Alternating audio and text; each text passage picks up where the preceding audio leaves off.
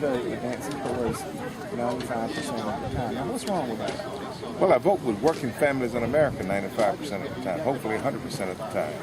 You know, I respect the right of the Tea Party to assemble and have a rally anytime, anywhere they want to have it. But they should do it using rules of decency. And they crossed the line in this one. And I respect their right to do it. But they put out a flyer in Wilson that said that Ashley Woolard was going to officially announce my retirement. And I think that's unfair campaigning. That's not the way it's done in America. He has no right to officially announce my retirement because I'm not retiring. And he does not have the ability to retire me because he does not live in the 1st Congressional District. He lives in the 3rd District. One of the things they brought up was the Washington Post article that came out about the overseas trips with the State Department, and I want your explanation of that. That's the only thing that he can go around talking about, and he even misrepresents that. What happened was that I went with a delegation of congressmen to Copenhagen for the World Climate Conference. And when I came back, a Wall Street Journal reporter asked me if I received a per diem payment while I was on the trip, and I told her that I did. She wanted to know if I had any left over. I told her, honestly, I didn't know. That I really thought I had spent it all, but I had no way of knowing because a per diem payment does not require accounting. And the State Department, does it require you to put paperwork on that? Without question. FBI agents and anyone who works for the federal government gets a flat amount when you travel. How much? I said, I don't know how much. She said $80, $90, or $100. And I said, well, it could have been. And then the next day, there was a big article in the New York newspaper, Wall Street Journal. She talked to 5 or 6 other congressmen, and they told her the same thing. And so the next day, there was an article that 6 congressmen have pocketed expense money. And then a right-wing advocacy group on the West Coast named Judicial Watch then filed a complaint and said that these 6 members of Congress and all of us, they acknowledged that it's a widespread thing that we receive per diem, that all of us were not accounting for the money that we received. And because of that, the Office of Congressional Ethics is now beginning to ask questions about what happened. And I basically told them what I've told you. But the State Department said there's pretty much to do about nothing because the money just doesn't add up. My opponent is now going around saying that I am under federal investigation for misappropriating taxpayer money. And that is a lie. It is an exaggeration of the truth.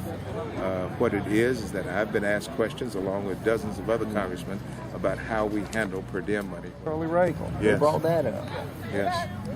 Charlie Rankle, through his PAC or through his campaign office, gave you some money somewhere back in the day. They don't want to make a big deal about that. If you were sitting on the ethics committee. What's your take? Let me tell you about that. 2004, even before I went to Congress, I was campaigning for the first time.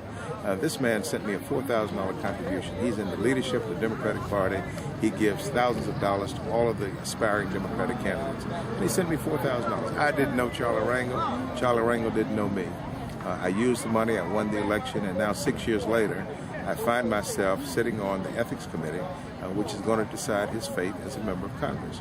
I sat on another ethics committee that decided his Caribbean travel. I chaired that subcommittee. We found against Congressman Rangel. That's why he had to give up the Ways and Means game. But now I'm on another ethics committee that's looking at some other allegations that he has. I can be fair in this case, and I will be fair. I served as a judge for 15 years, and that's why I was chosen to be on the ethics committee, because of my background and my ability to be fair. And you've been a judge. You know how to be fair. You know how to take yourself out when you need to. You're exactly right, and that you just took my last point. If I had any suspicion that I could not hear this case and be an impartial decider, then I would voluntarily step down. What Ashley Woolard is saying is that I've been bribed, which is an accusation of a federal crime. Don't appreciate it. He's saying that I've been bribed and that at the very least I should give the money back. Well, I've already spent the money. And solving the problem, giving the money back doesn't solve the problem. If I've got a bias, either for or against Charlie Rangel, if I have a bias, the solution is to get off the case, not to give the money back. And so he's taken this completely out of context. It's the only thing he has to talk about.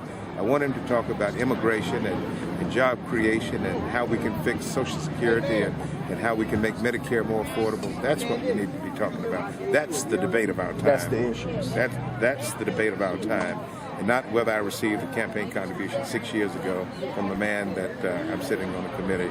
All of the other congressmen get contributions from their leaders, Republicans and Democrats. Well, it makes a hill of beans in my world because there are 41 African Americans who serve in Congress. And once a week for lunch, from 12 to 1:30, we get together and talk about issues that we have in common. And we are united, we are friends, and we generally vote together. There are dozens of caucuses in the House of Representatives, and this happens to be the Congressional Black Caucus. I am African American. One of many Yes. little caucuses that are in Washington. Without question, there's the Hispanic Caucus, Progressive Caucus, the Steel Workers Caucus, the Automotive Caucus. You know, every caucus you can imagine we have there. But the Congressional Black Caucus is composed of African American members of Congress.